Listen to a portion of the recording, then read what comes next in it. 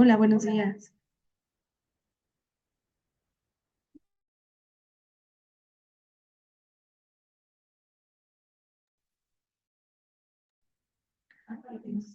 Ujú.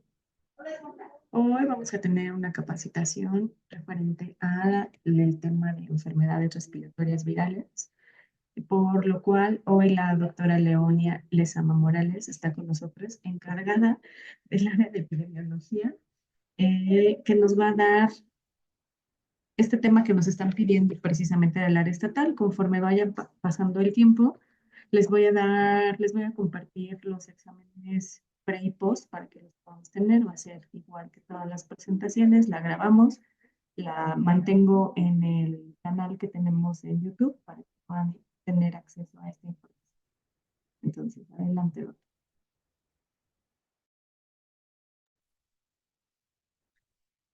Buenos días.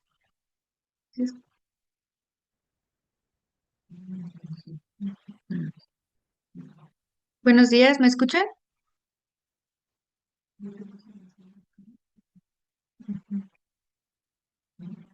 Buenos días.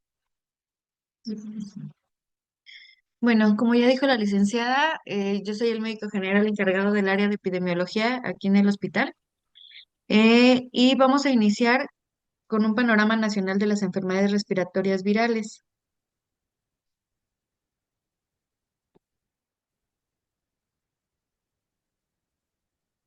No sé cómo cambiar el otro diapositivo.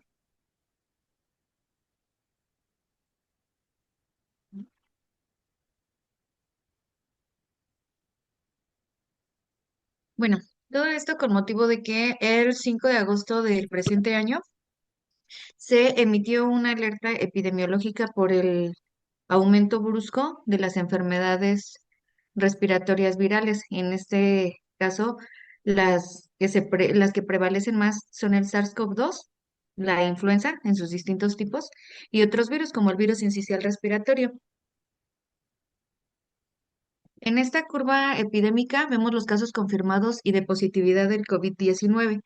De acuerdo, en la parte de abajo venimos viendo las semanas epidemiológicas, de acuerdo al año. Como vemos en la semana 30, 29 y 30 hubo un aumento brusco en todas las enfermedades respiratorias virales. Esto solamente contando las enfermedades respiratorias virales que fueron casos confirmados, que se les tomó prueba y que salieron positivos. De aquí fue en decremento, pero ahorita ya empezando la temporada invernal que empieza desde la semana 28 hasta el siguiente año, o bueno, de este año hasta la semana 52, pues se espera que haya otro incremento brusco. La temporada de influenza interestacional en el 2024 se considera desde la semana epidemiológica 21 hasta la 39.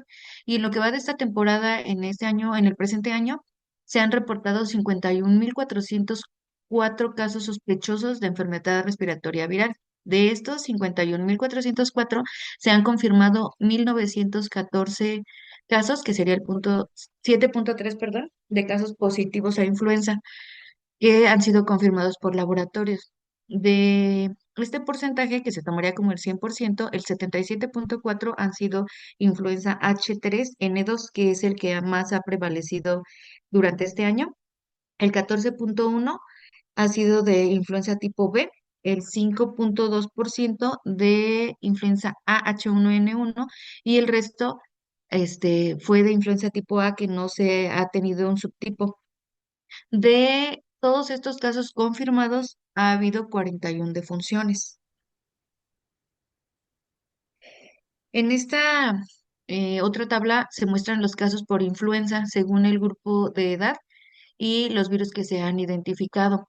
Como podemos ver, el grupo etario más afectado es de los 25 a los 29 años, seguido por mayores de 65 años.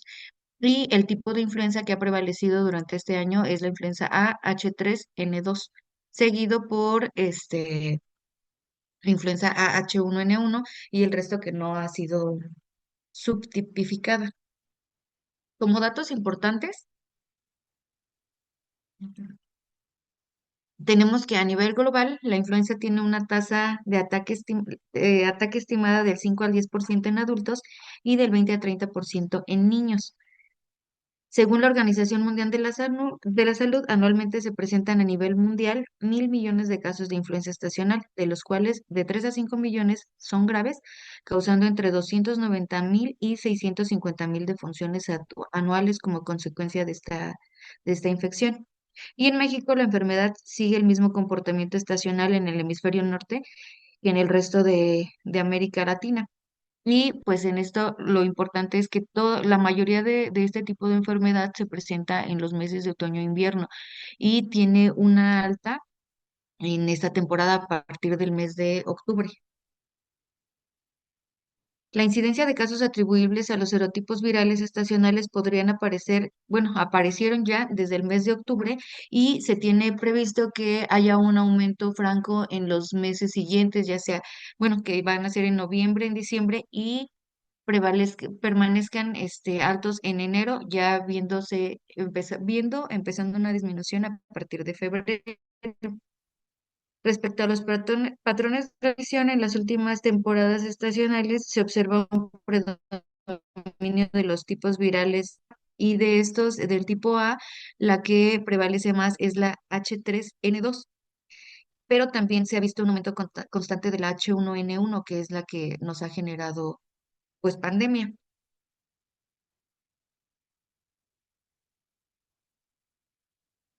Bueno, en cuanto a la vacuna, como saben, aquí en el hospital ya llegó la vacuna contra la influenza. Se tenía previsto que a partir del 23 de octubre se iba a empezar a repartir la vacuna en todo el Estado de México para que lo más pronto posible se inicie con la vacunación.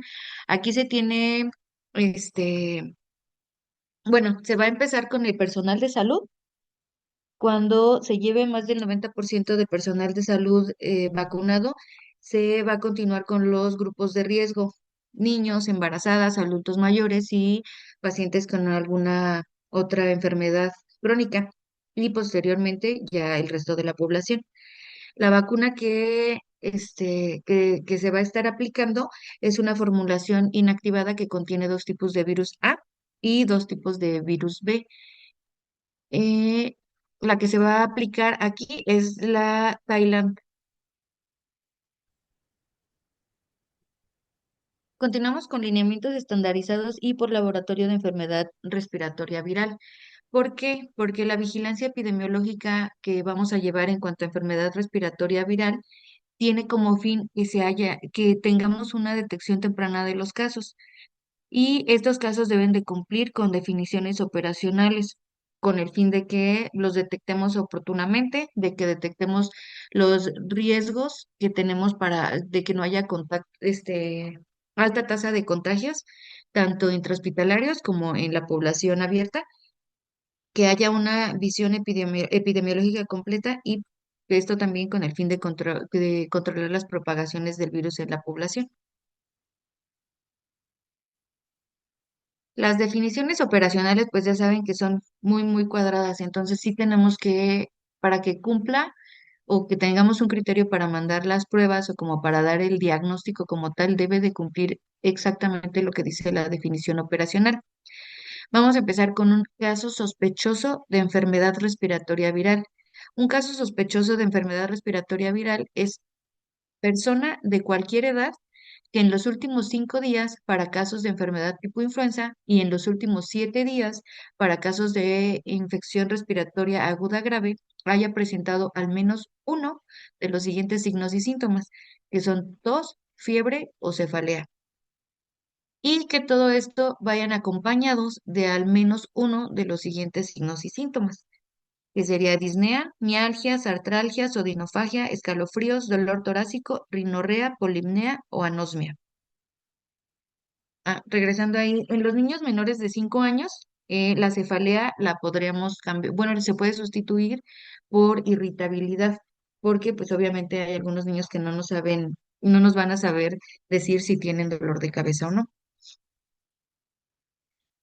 Ahora, una infección respiratoria aguda grave es toda persona que cumpla con la definición operacional de casos sospechosos de enfermedad respiratoria viral y con presencia de alguno de los siguientes datos de gravedad, ya sea disnea o dolor torácico. Si no tiene disnea o dolor torácico, se considera una enfermedad tipo influenza, que es lo que vemos abajo.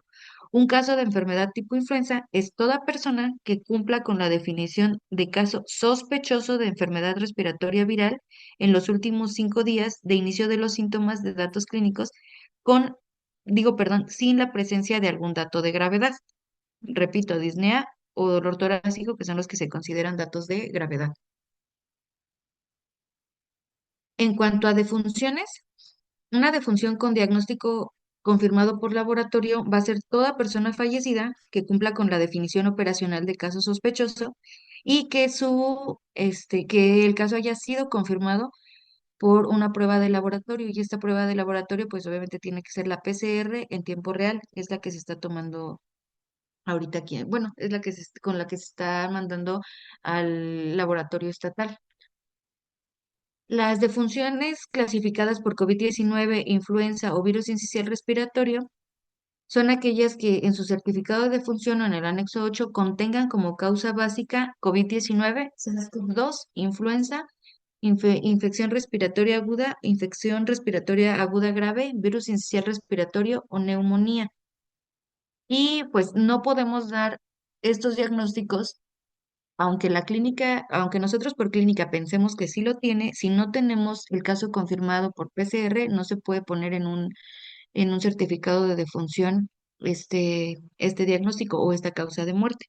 En caso de que sí se tenga el caso confirmado por laboratorio y pongamos estos diagnósticos, por favor, me tienen que avisar a mí porque lo tenemos que dar de alta en la plataforma CISBER, que es donde nosotros subimos todos los pacientes positivos, aunque ya haya sido de funciones.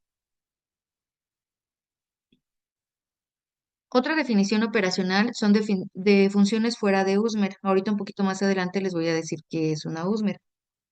Las unidades médicas fuera de la estrategia Centinela que atiendan padecimientos respiratorios deben contar con insumos para toma de muestra combinada, que en este caso es este hospital. Nosotros no somos unidad USMER, sin embargo, sí atendemos casos respiratorios, sí tenemos la posibilidad y tenemos los insumos para tomar las pruebas de PCR y mandar al laboratorio estatal.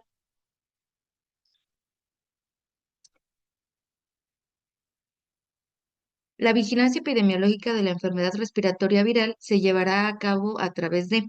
Aquí en el Estado de México contamos con 23 unidades centinelas denominadas USMER, que significa Unidad de Salud Monitora de Enfermedades Respiratoria Viral. En este caso, nosotros, les repito, no somos unidad USMER, pero pues sí tenemos que tener un muestreo y una vigilancia epidemiológica. Y aquí se nos sugiere que en casos sospechosos o pacientes que tengan síntomas leves se le tome al 10% de todos los casos se les tome prueba. Y en caso de tener sintomatología grave, que son pacientes con ya enfermedad respiratoria aguda grave, y que deben de ser pacientes hospitalizados, a ellos se les debe de tomar al 100% de los pacientes. ¿Qué quiere decir? Que si nosotros ingresamos un paciente por neumonía, de la neumonía que nosotros queramos, bueno, que sea, le tenemos que tomar la prueba de COVID. Inicialmente, pues sí, es mejor tomarle la prueba rápida, pero ya por indicación para la vigilancia epidemiológica también tenemos que tomar la PCR para mandarla al laboratorio estatal. En caso de mujeres embarazadas o en puerperio inmediato que estén hospitalizadas aquí y que llegaran a presentar síntomas respiratorios, así sean leves, también se les tiene que tomar la muestra. Y como punto, bueno, hay una sugerencia es que en aquellos casos sospechosos que no requieran hospitalización, se les debe de manejar con un aislamiento domiciliario de 5 días, con 48 horas sin síntomas y dar seguimiento a través de monitoreo diario durante 7 días, así como cerrar el evento de la enfermedad en plataforma. Esto es más que nada con este personal de aquí del hospital.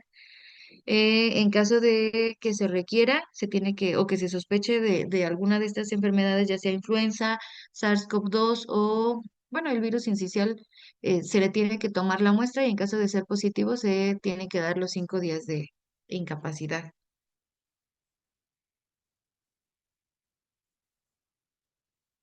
De acuerdo, bueno, para llevar la vigilancia epidemiológica, los padecimientos que están sujetos a esta vigilancia son las infecciones respiratorias agudas, todas las neumonías, casos que sospechemos de influenza y lo que sospechemos de COVID-19.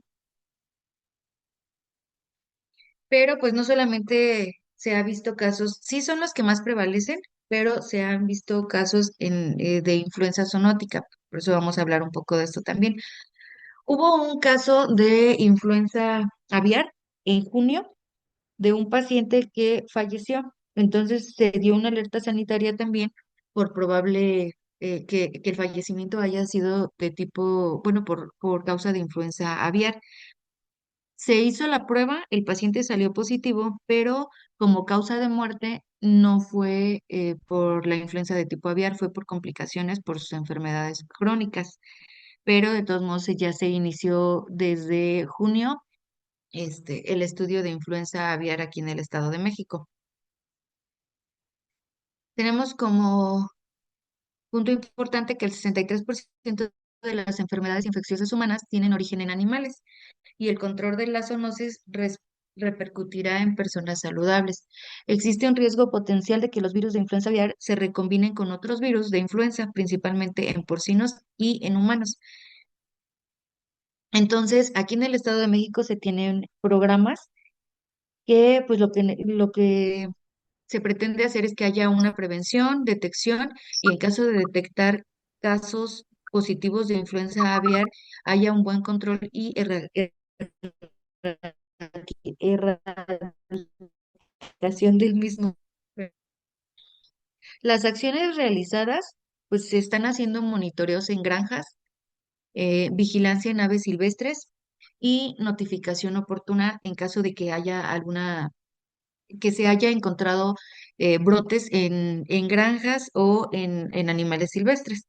Se hace una notificación oportuna para que entre en SK y lleve a cabo las labores pertinentes. Para esto existen 8 coordinaciones regionales con una plantilla de 88 médicos veterinarios que se supone son expertos en la atención de emergencias sanitarias. Y para esto, aquí en el Estado de México tenemos 8 regiones. Nosotros pertenecemos, perdón, a la región 8. El 96% cuando se tiene un brote, se tiene que hacer la notificación y el 96% hasta ahorita sí se hace la notificación en las primeras 24 horas. Para esto, cuando hay un caso que sea potencialmente zoonótico, entra el Servicio Nacional de Sanidad, Inocuidad y Calidad Agroalimentaria, que es el SENASICA. Y junto con la Secretaría de Salud se mantienen en comunicación para que en caso de que haya un caso potencialmente zoonótico, se detecte y se hagan las cosas pertinentes para poder hacer un cerco y que no se empiecen a contagiar o no haya un brote ya en la población. Ah, mira, sí, 74, 118. Ah, Bueno, ya sé que ya lo saben, pero vamos a hacer un pequeño recordatorio de lo que es el virus de la influenza. El virus de la influenza pertenece a la familia Orthomyxoviridae, que son esferoidales. Bueno, es un virus esferoidal, como vemos en la imagen. Este virus tiene dos antígenos de superficie. La superficie del virus tiene las glicoproteínas, que es donde viene o donde se les da su nombre. La H y la N, que es la hemaglutinina y la neuraminidasa. El núcleo del virus consiste en segmentos helicoidales que tiene un RNA de cadena negativa. Se requiere la hemaglutinina para la inserción y entrada a las células y el objetivo principal de la respuesta, y es el objetivo principal de la respuesta de anticuerpos antiinfluenza. La neuraminidasa permite la liberación de nuevos viriones de células infectadas y facilita el movimiento del virus a través del mucus.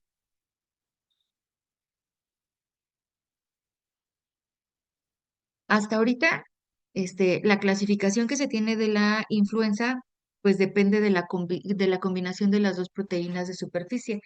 En cuanto a hemaglutinina, hasta ahorita se tienen detectadas desde la H1 hasta la H16 y de la neuraminidasa se tienen detectadas de la N1 hasta la N9.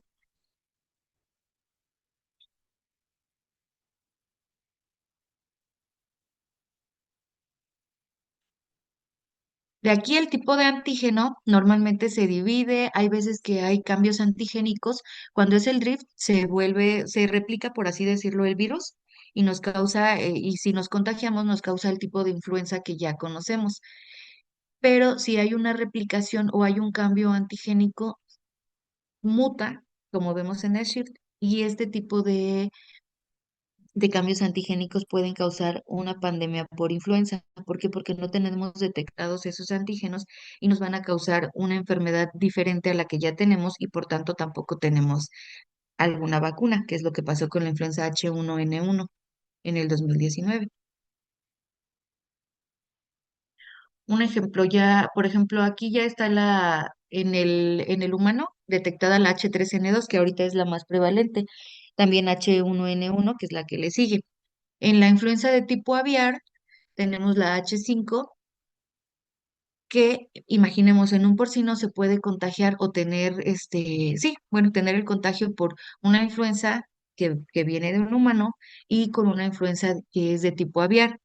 Entonces, en los porcinos puede haber un cambio antigénico. Este genera un nuevo tipo, o bueno, un nuevo subtipo de influenza y es el que puede contagiar al humano y que empiece a causar una pandemia.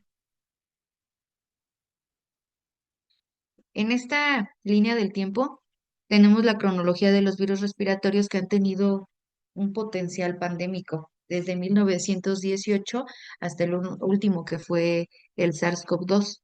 Bueno, ahí menciona la H5N1 en el 2022, pero no tuvo tanta relevancia.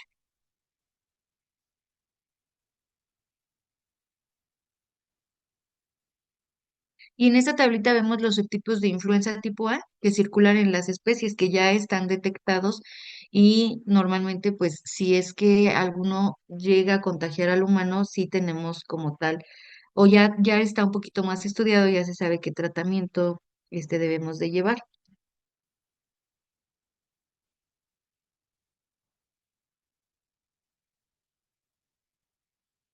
Bueno, en cuanto a la vigilancia de influenza aviar, les repito, el SENASICA trabaja junto con la Secretaría de Salud y aquí tenemos que checar los tipos de contagio, que puede haber tipos de contagio al humano, bueno, de las aves, perdón, al humano de forma directa o indirecta.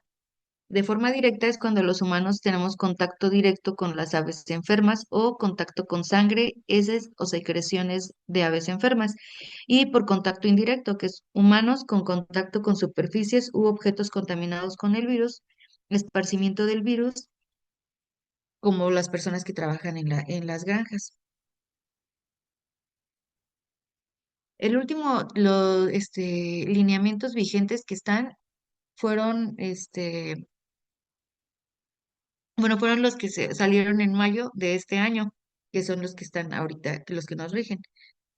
Y aquí vienen otras definiciones operacionales. La influenza de tipo zoonótica es aquella enfermedad causada por virus de la influenza que circula en animales y que se transmite al ser humano por contacto directo con animales infectados o sus entornos contaminados y generalmente no se contagia rápidamente. La influenza aviar es aquella enfermedad causada por un virus de la familia Orthomyxoviridae que afecta principalmente a las aves y según el subtipo puede catalogarse como de baja patogenicidad o alta patogenicidad.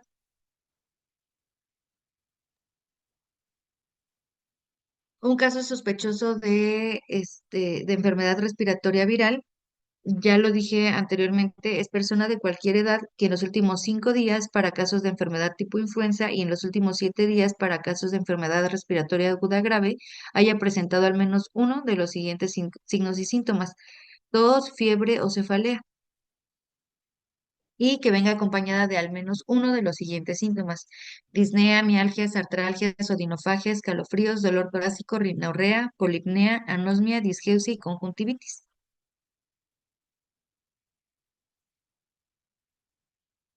Un caso humano sospechoso de infección por influenza zoonótica es cualquier persona que cumpla con la definición de caso sospechoso de enfermedad respiratoria viral y que en las últimas 2 semanas previas cuente con uno o más de los siguientes antecedentes de exposición. En el caso 2 es cualquier persona que a pesar de no tener signos y síntomas respiratorios, cuente con uno o más de los siguientes antecedentes de exposición durante las últimas 2 semanas. Y tomamos escenarios de exposición a la persona que haya tenido contacto con un animal infectado con influenza zoonótica confirmado por laboratorio. 2, contacto con aves de corral o silvestres o mamíferos con capaz de ser portadores de influenza zoonótica o sus restos o desechos biológicos. 3, exposición a ambientes contaminados como superficies u objetos contaminadas, instalaciones, vehículos, ropa, calzado, en un área con antecedente de animales confirmados a influenza zoonótica o un área con animales con sospecha o en estudio de la enfermedad durante el último mes. 4, manejo de muestras animales o humanas confirmadas o sospechosas del virus de influenza zoonótica en un laboratorio o en un entorno. Hecho con una persona sospechosa o confirmada de influenza zoonótica. Y 6, consumo de productos con aves o animales crudos o mal cocidos en una determinada área geográfica con antecedente de animales confirmados a influenza zoonótica en un área de animales con sospecha o en estudio de enfermedad durante el último mes.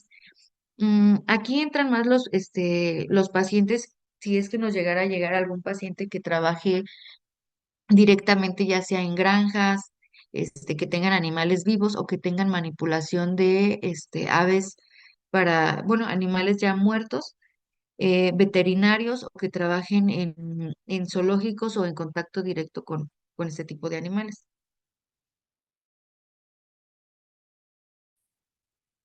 En caso de tener algún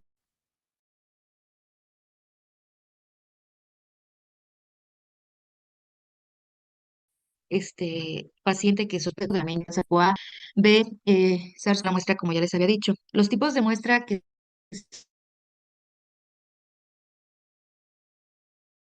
se puede a bronquioalveolar, perdón, el aspiraquial, nasal y la biopsia de pulmón. Esos son los tipos de muestra que se pueden tomar. Sin embargo, aquí en el hospital, pues podemos tomar, bueno, lo que se está tomando, lo que se manda por PCR, es el exudado faríngeo y nasofaríngeo, que es tenemos aquí el medio de transporte, se encuentra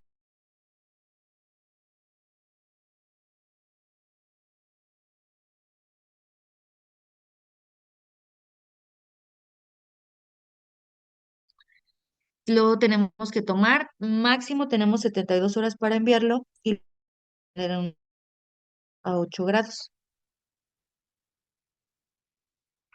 Esto pues es nada más para que tengan el conocimiento. En caso de tomar la muestra, se tiene que enviar con un triple embalaje, que quiere decir, se toma la muestra con el hisopo, se pone en el medio de transporte, se tiene que verificar que esté sellado. Este medio de transporte, el cual está bien sellado, se mete en una hielera que también está bien sellada y es la que se tiene que rotular con los datos del paciente. A esto se le conoce como triple embalaje. Lo tenemos que mandar con el oficio de aquí del hospital y una cédula de CISBER. Como les decía, la cédula de CISBER es en una plataforma en la que nosotros lo tenemos que dar de alta al paciente, poner los datos y esta cédula nos imprime unas etiquetas con las cuales se rotula el triple embalaje y los oficios y esto se manda al laboratorio estatal. Eh, para que nos acepten las muestras, tiene que cumplir con con la definición operacional de caso. Entonces, se puede explicar por qué estamos mandando la muestra. Tiene que tener los documentos completos. Tiene que tener el estudio epidemiológico, que ese sí lo haría yo. La muestra tiene que estar tomada con el hisopo de Dacron, que el triple embalaje vaya bien sellado, que esté correcto, que cumpla con la red de frío, como les decía, de 2 a 8 grados. Si se sale de esta temperatura, pues ya no sirve la muestra. Y que la muestra esté bien identificada, o sea, que corresponda el estudio epidemiológico que corresponde a la plataforma que está dado de alta en CISBER y que corresponde a las etiquetas que tiene las muestras. En criterios para que nos rechacen estas muestras, pues que el embalaje no esté adecuado, que no cumpla con la definición operacional, que no esté en la plataforma, que no vayan los documentos completos, que no esté bien identificada la muestra, que no cumpla con la red de frío y que exceda los días de tránsito, que son más de 72 horas. Es por eso que normalmente tomábamos antes la muestra y, o sea, se citaba a los pacientes que estuvieran aquí los días que se iba a Toluca. Pero si se tiene otro paciente, se le puede tomar la muestra en cualquier turno, siempre y cuando no pase las 72 horas para que la llevemos a Toluca. Que haya una muestra insuficiente o que no tenga fecha de inicio de síntomas en la plataforma de CISBER. La muestra que tomamos, bueno, pues es la nasofaringia y lo que se está procesando en el laboratorio estatal en Toluca es la PCR en tiempo real. Cuando mandamos nosotros la muestra, normalmente nos envían los resultados desde el tercer día hasta el día 10. Ahí sí no nos dicen exactamente en cuánto tiempo nos entregan los resultados, pero es más o menos lo que se está tardando en que nos lo envíen. Y los resultados que nos manda el laboratorio estatal es este formato. Con esa misma muestra nos va a dar resultado para SARS-CoV-2, para influenza de tipo A y para influenza de tipo B. Eh, bueno, en este caso tenemos todos los insumos, tenemos los medios para tomar la muestra, el equipo de protección. Entonces, está la indicación que todos los médicos pues podemos tomar la muestra. Si tenemos un paciente que ingresemos con síntomas graves y se ingresa al hospital, en ese momento tenemos que tomar la muestra. Obviamente, les pido que me avisen a mí para darlo de alta en CISBER. Yo haría lo que sea, lo que es el envío, pero la muestra se tiene que tomar al ingreso del paciente. Y pues sería todo.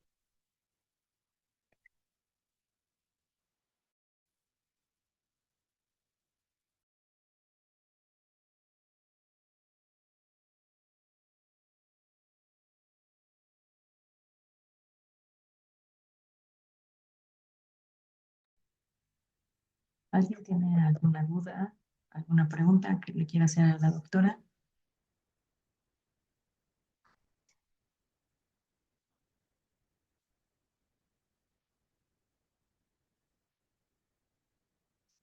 Mm, Bueno, les dejo en el chat el link de la evaluación final. De todos modos, en un ratito se los comparto para que puedan tener ambos.